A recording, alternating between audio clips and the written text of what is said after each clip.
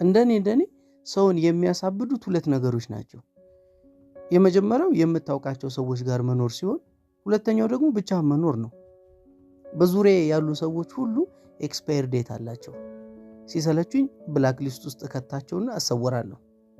ታዲያ ከወዳጆቼ ከተለየው በኋላ ቤቴ ገብቼ የብቸኝነት ኑሮ አልጀምርም። ለምን? ብቻዬን ከሆንኩ ራሴን አብጠርጥሬ አውቀዋለሁ። ካወቅኩት ደግሞ ይሰለቸኛል። ከሰለቸኝ ወዴት ሄጄ እሸሸዋለሁ? ምን አይነት ብላክ ሊስት ውስጥ ባስገባው ወደ የትኛው ሀገር ብሰደድ ከራሴ አመልጣለሁ? ስለዚህ ወዳጆቼ ኤክስፓየር ዴታቸው ሲዳረስ ከራሴ ጋር ትውውቅ እንዳልጀምር ቶሎ ብዬ ከአዲስ ሰው ጋር እተዋወቃለሁ።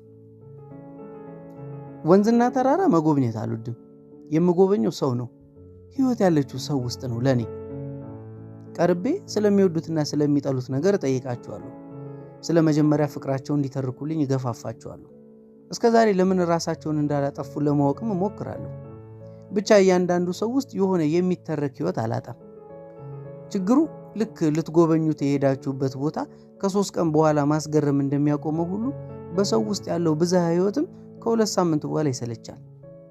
ወዳጆቼ የነገሩኝን ቀልድ ደግሞ መናገር ሲጀምሩ፣ ጥያቄ ጠይቄያቸው ከመመለሳቸው በፊት የሚመልሱልኝን ስገምተውና ልክ ሲሆን ጉብኝቴ እያለቀለት እንደሆነ ይገባኝና ሻንጣዬን አዘጋጃለሁ። አብርሃም ሎጥን ሊፋታው ሲፈልግ አንተ ግራውን ብትወስድ እኔ ወደ ቀኝ ሄዳለሁ፣ አንተ ቀኙን ብትወስድ እኔ ወደ ግራ ሄዳለሁ